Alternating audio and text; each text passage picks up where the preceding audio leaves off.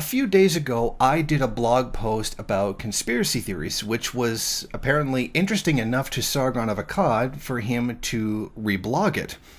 Now, this blog post dealt with the really annoying habit that a lot of leftists have of believing in conspiracy theories. And I can kind of understand why it would happen, but it's bad for us to believe in them, particularly Marxists. I mean, some liberals are going to believe in conspiracy theories. They can do that all they want. They're liberals. I don't really care what they want to do. I'm talking more specifically along the lines of George Soros. A lot of people believe that there's very evil individuals that are behind all of the globe's events. George Soros, the Rothschild family, the Koch brothers, etc. And that these individuals manipulate the world's events by owning currencies or having stakes in central banks and funding different programs. See, the problem with this is it reduces everything to a very liberal understanding of how things work. It's very individualistic, meaning it reduces the world's events to the actions of individual evil peoples and erases the fact that it comes from the system itself. Capitalism causes problems. Individual evil people don't cause problems. For example, it's very commonly believed that the bankers make us go to war because they'll make money from it. Of course, you can actually make a lot more money by not going to war. You see, we don't go to war. The imperialism doesn't exist because it's profitable to do it. It exists because capitalism has to do it. For example, this idea that George Soros is behind both Russia and the United States perpetuating another possible World War III scenario just for profits is frankly ridiculous. There's inter-imperialist conflict. Russia has an interest in loosening U.S. control from Syria and Ukraine, and the U.S. has an interest for its capitalist class of trying to get a hold of the resources and markets in those locations. Because this idea that simply it's just one crooked individual who's very powerful who does this is tantamount to saying that's not real capitalism. It's essentially the same argument. Oh, this guy's acting not like a capitalist, but like a state socialist or warlord socialist or some other crazy shit. And it's essentially the same argument.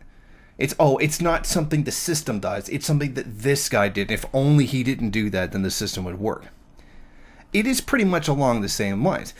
Capitalism has a function that forces it to do certain things, that it doesn't have a choice. It has to have markets. Markets create inequality. Inequality is not a plot by certain individuals to create. That's how the system works. That's what a market does.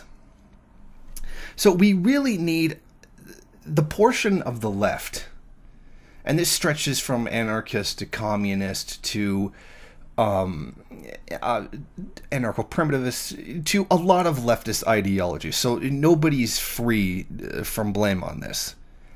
It's time to really get rid of these conspiracy theories because they don't help. They obscure the real source of the problems in the world. The banking system is corrupt, creates inequality, takes ridiculous risks to make profits, not some corrupt banker that did it. I mean, that's a very liberal view. Oh, the banks went too far because there was not enough regulation. Bank's gonna bank, and bankster's gonna bankster. That's how the system works. They don't have a choice. They have to do that. NAFTA didn't go through because some corrupt guys wanted to make more money. NAFTA went through because of the falling rate of profit. There had to be something that would save capitalism in this regard, and that was by creating a greater global divide in wealth, particularly shipping manufacturing jobs into cheaper labor pools. This is not something they just decided to do to screw over unions. This is something they had to do. This was the very functioning of capitalism itself. So it's high time that we just, completely get rid of these, ridiculous notions of conspiracies, the Jews, the space aliens, the globalists, the moderators, just any particular group in general that gets blamed for these things. It's time we return to understanding how systems work.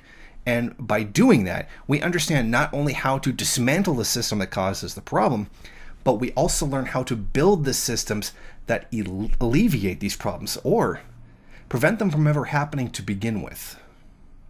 Thank you for watching. If you like this program, then please head over to my Patreon page and set up a monthly donation. It's your donations that keep this program running. Also, if you would like, please rate, comment, subscribe, and share in various social media.